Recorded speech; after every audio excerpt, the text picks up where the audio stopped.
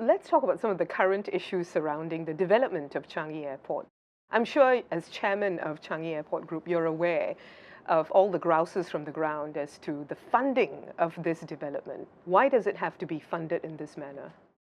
Well, you know the project costs tens of billions of dollars. I can't tell you how many billions, but it's tens of billions. It's an astronomical amount. And it's really a strain on the budget. So the government has to work out how to finance these tens of billions of dollars. Fortunately, we have built up a strong balance sheet, but it's not enough.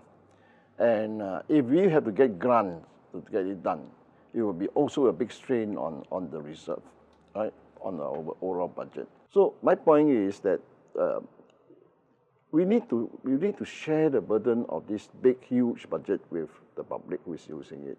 I can absolutely say to the government that I can use capital market to finance entirely the whole project. There will be a lot of people, a lot of Wall Street bankers who will say, we can help finance it.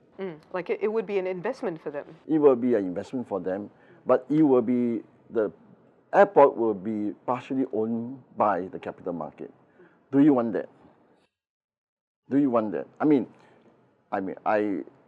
make my personal view that I can finance the whole thing with capital market. I go to the market, I issue bonds, I get people who want to invest in it. There will be plenty of people who want to invest in the best airport in the world, and they will lend us money. But it will mean that the airport will be partially owned by the capital market. I don't like the idea, because once it's owned by the capital market, they can then do a lot of things that you will not agree in the long-term interest of Singapore. What about the issues with concerns over competitiveness once all these charges go up for users? I think we will have to make it competitive by our service level, by our efficiency. And that is the very point. We need to have a terminal big enough where we can cope with the demand and where we can also cope with the level of services that we now have. I think there is a position now that we just got to make the public understand why we are doing it, by telling them that it's a progressive thing, we need to raise the money. What would you say to airlines who already are complaining though, especially budget airlines? Well, if you want to use good facility, you would accept that this is the charges.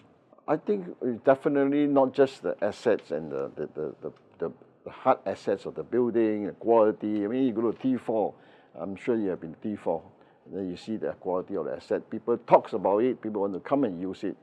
But I think more than that, we have to keep the Changi experience, the service level. Does the bag come in early? We have standards. The first bag must come in within 11, 12 minutes. Does it happen? You know, what happened to cases where the bag is lost? How do we recover it? How long we keep our people on the pavements? Things like this.